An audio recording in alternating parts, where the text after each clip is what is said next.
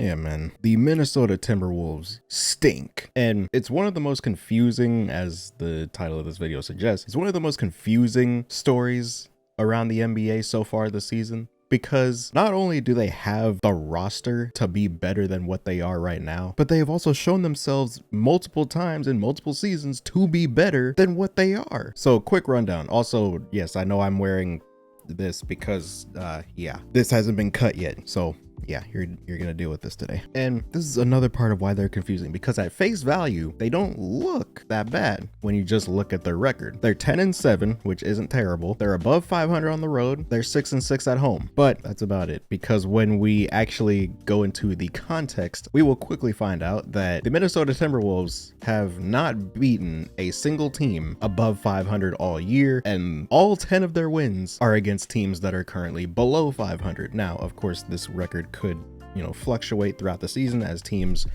bounce around record wise. Some teams may not be in any particular category or the same category that they are right now, but to start the season, that is definitely not the most promising sign. And on top of that, they have had some absolute howlers, more specifically their last couple games against the Phoenix Suns and the Sacramento Kings, which I'm gonna go over later on. The Phoenix Suns, they were up by 8 points with about 50 seconds left, and yeah, Devin Booker fouled out, not even having a really great shooting night to begin with, and Dylan Brooks fouled out during this run that Phoenix went on. And it stems from a issue that we have been seeing from Minnesota in these last couple seasons, especially in the clutch. For lack of a better explanation, their brains just turn off whenever a team makes a run against them in the clutch, and then all of a sudden they're throwing turnovers that don't even make sense. They're resorting to Ant Save Us offense, where he is just isoing out top and nobody's even really moving off ball, so it's easy for the defense to kind of key in on him, and you're really relying on Ant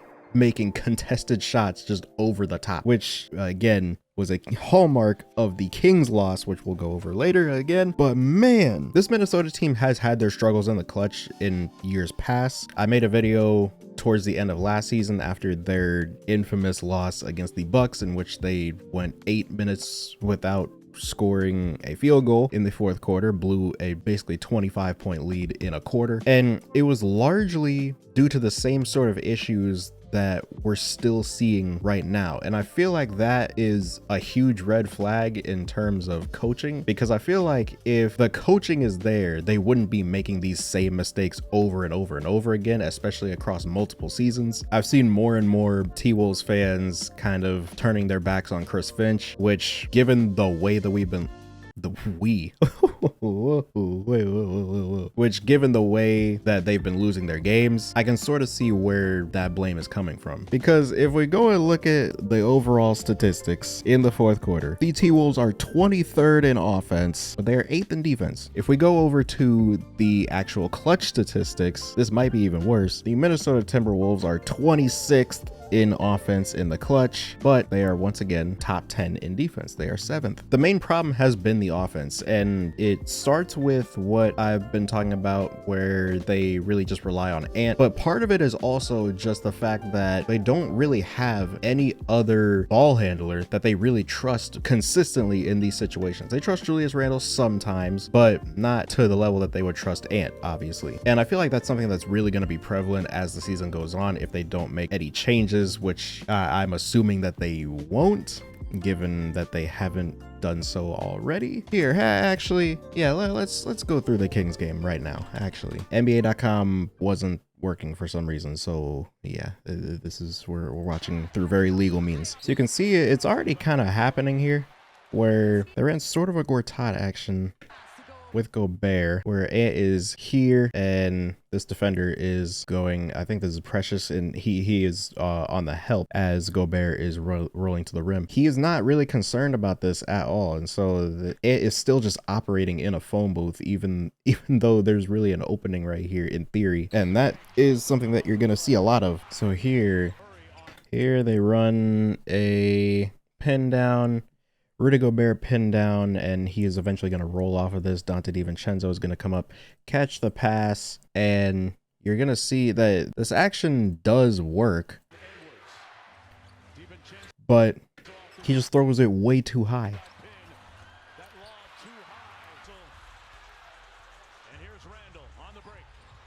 So like even here, they don't even seem like they're really in control. You saw Julius Randle bobbling the ball there. Oh, so a sloppy pass there. They get bailed out by a foul. But even then, like the signs are here. Like they don't really see, even though they have a 5-point lead with the ball with 3 minutes left against a, in theory, inferior team, they don't seem like they're really in control of the game. And now after this free throw, Dante and Ant are not on the same page at all. Malik Monk is left wide open. Even though Malik Monk misses this, Chris Finch instantly calls timeout. But that's a flaw, because even though he makes this, you can still sort of see the what he's having to operate with here, because he rejects the screen. They were expecting him to come off the screen this way off of Gobert. He rejects it, goes this way to the rim. Precious has to help. But because they're free to just bro, look, there's 3 people on him in the restricted area. Like, this is not ideal. And Malik Monk is cutting off this pass here. He has no angle for DiVincenzo or Mike Conley. So he has to go up with this. And this is going to go back to the T-Wolves not really rotating or moving when he has the ball, which puts him in some pretty precarious situations at times. So now we're at the point where, 10-point game, 3 minutes left. The T-Wolves, in theory, should be in absolute control of the situation. Tough shot, and you live with that. So double screens. That's a good shot. He just misses. So now they're running pick and roll to get, and see, this is where you run into trouble. They're running the pick and roll with Malik to get the Mike Conley switch. Mike Conley is a mismatch against DeMar DeRozan. So when he gets to the foul line, Julius Randle stunts at DeRozan because obviously, huge problem here, but he stunts too far. That leaves Malik Monk wide open because you're helping one pass away. So now they're just ISOing. They ran. See, this is the issue. There's nothing happening here. Jaden clears out to the corner. Mike Conley comes up, sets a ghost screen. Keegan is just able to stay with Ant. And now they're basically just zoning up on him. And this is a pass that he's got to be able to make to the corner. And he can make that pass, and he makes that pass all the time. I feel like he just gets into these hero ball moments, and there you go. Oh yeah, and also, by the way, the Kings didn't have any timeouts from, I believe, the 8-minute mark onward in the fourth quarter. Every possible advantage Minnesota could have, they had. Malik Monk flopping. But see, what? So now this is actually created because of the Malik flop, because now that he's down here, Russ is sort of shading over to kind of take, that's a terrible arrow, shading over to kind of take away this Gobert role, which is inevitably probably going to happen. And that leaves Jaden McDaniels out here, but I don't want him shooting from there.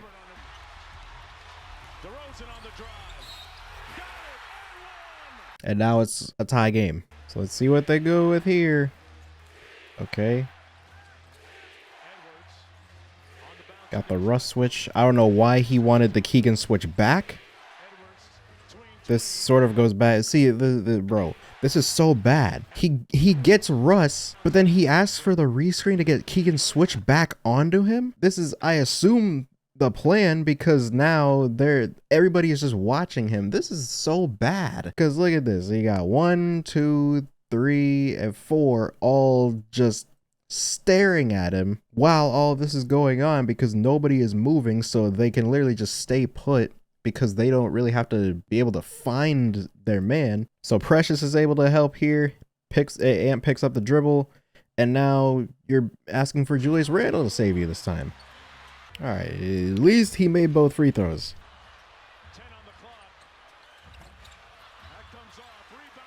And nobody boxed out Keegan.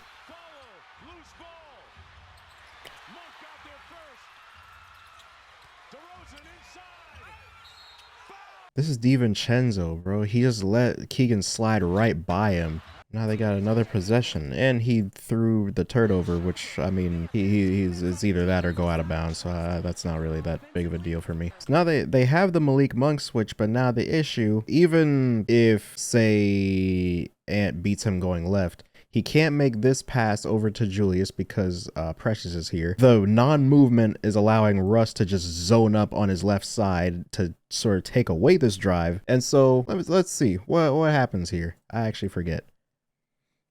So Ant sees Russ. He steps back. There's no pass here because Russ is Julius dives because I assume he's going for a rebound already, but that put Ant even an even worse position, and now they don't even get the rebound after all that. After all that.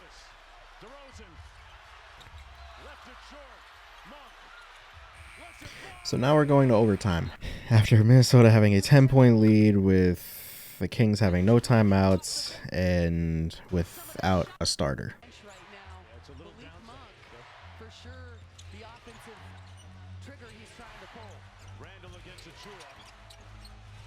Bro, what is this? So they're running this DHO into a post-up against Precious, but now Jaden is cutting to the rim. Rudy Gobert is hanging out around the rim, waiting for a rebound. Mike Conley is just sitting here. Ant's just sitting here. Kings defenders are basically just keyed in on whatever the hell Julius Randle is doing. And because everybody is spaced out so terribly here, he has no outlet. Sort of like the Ant situation earlier. Sorry to go back. And man, look at my man Leandro Barbosa, man. Warrior legend. So now, Julius is reluctant to help on this because last time he helped on this, it led to a pass out because he helped one pass away. And now Keegan is here. So now he doesn't help, and that's the result. All right. So now he got the Russ switch. And he settles because the Kings defense is once again completely set up to where they're just taking away his driving lanes. Precious is here. Obviously Keegan Murray is down here and Malik is over here, so he really has nowhere to go. Leads to a step back three because the T-Wolves literally just stand around whenever he's isolating, and they are just fully relying on him making shots over the top of his defender. All right, so they got the Russ switch again, but it's the same exact situation. This time he actually just gets right by him, but he still runs into Keegan Murray at the rim. That's just a tough layup. You would like something that isn't that. Like, that is just a lot. He's expending so much energy. A little bit strong, and Edwards with the rebound. Pop the clutch. Got up for the downstroke. Right now, as you see with 40. DeRozan with 2 on the clock has the ball. See, this is the issue. Even though the Kings suck, bro, they have 3 closers on this team, or 3 players that you can reliably have handle the ball in situations like this. They got DeMar DeRozan, Russell Westbrook, and Malik Monk all closing the game. Like, that's actually insane that they have more players to trust in late game situations than the T-Wolves. So now I got the Precious switch, but it's the same exact thing. He's having to just make these absurd shots to keep them in the game. None of these are easy. He can make them, but it's not something that you should rely on this much. It's just going too fast, bro. Like that's a bad pass, bro. That is a horrible pass.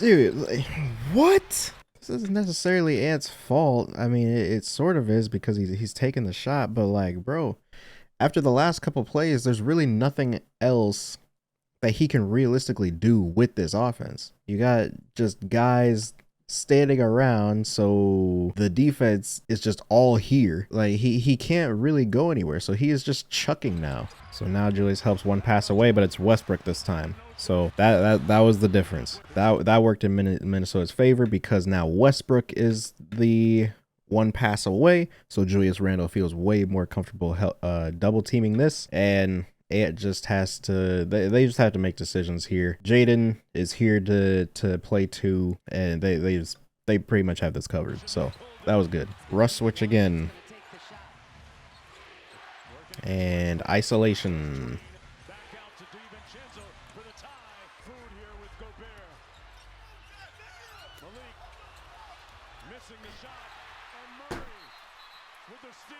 What was that?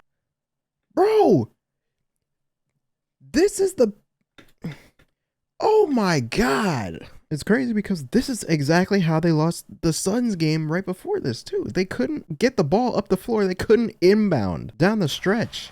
Like, I don't know what is happening.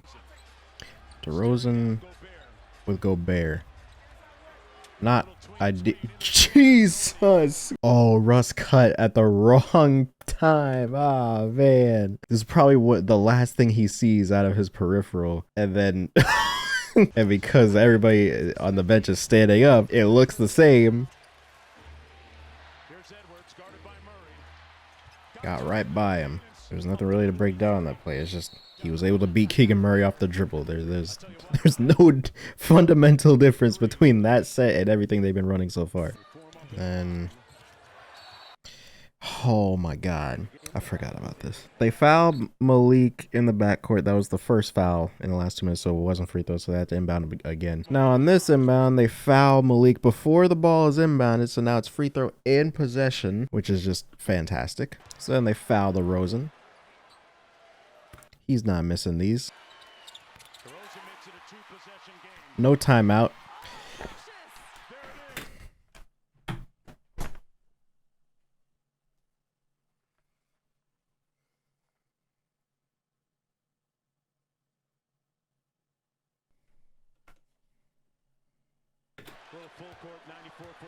Bro, why can't they inbound the ball? What it... Bro, if there's 2 guarding the inbound, you never throw it in that fast. Oh my God, man. And yeah, so that's basically the game. So, hope you learned something. Oh my God, bro. That was worse than I remembered it being. So oh yeah, and by the way, yeah, just so we're clear, yeah, this still ain't load. So yeah, that entire time, the entire 30 minutes that we were actually watching the game, yeah, it didn't load for whatever reason. It's not loading. So I would go over the Suns game, but it's a lot of the same stuff. So it's literally just, bro, they're having these issues all the time, and they don't really seem like they are like actually improving. Even from last season when I made the video. Funny enough, that video was more so centered around the fact that they couldn't really read a zone, especially in that Bucks game that they lost last season. And they were just doing the same thing over and over and over again. They would put like Naz Reid or Rudy Gobert in the middle of the zone. They would try to entry pass and they would run their offense out of that. But then Milwaukee was able to key in on it because they were doing the same thing over and over and over again. This is something completely different. Like, they're just ISOing Ant, and they're just saying, bro, go win us the game. That's about all the insight that I think I can provide with this Minnesota team so far this season. You guys let me know down below what you guys have thought about Minnesota so far this season. What are your biggest concerns with this team, and do you think that it's something that will actually improve as the season goes on? Let me know what you think. But with all that being said, hope you guys enjoyed this video. Subscribe if you're new. Hit the bell to be notified when I upload. Comment down below what you want to see next. And as always, I'll see you guys in the next one.